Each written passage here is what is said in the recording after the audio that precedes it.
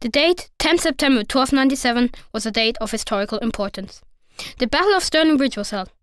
It was Scotland who wanted its independence from Edward I, who was King of England at that point. As you can see, a strong, brave and determined man. The Battle of Stirling Bridge was situated near to their main English castle. Scotland. Stirling Castle. It was surrendered by Robert the Bruce after the Battle of Bannockburn.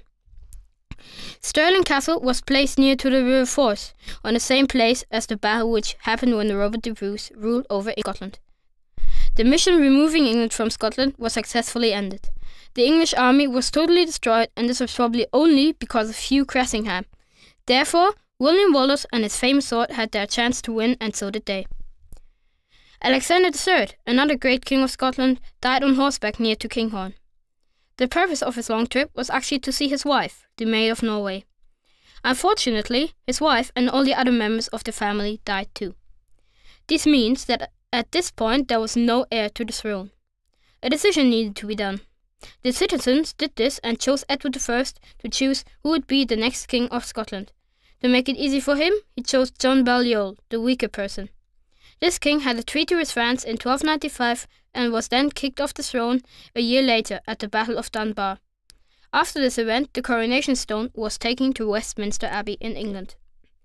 Edward now had full control of Scotland and planned to invade the country.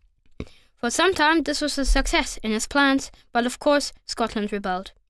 The only chance to see who would be the ruler in Scotland was to start a battle, the Battle of Stirling Bridge. The battle was set in a plain area in the meander of the River Forth. Not only Stirling Castle was positioned near, but also Stirling Bridge, which is giving the battle its name. The town and both of the features are still in existence today. There are three main leaders of the English army: Edward I, Hugh Cressingham and John de Warenne. The army formation was quite simple. Hugh Cressingham and his army decided to go over the bridge, while William Wallace and his army came from across the bridge and attacked.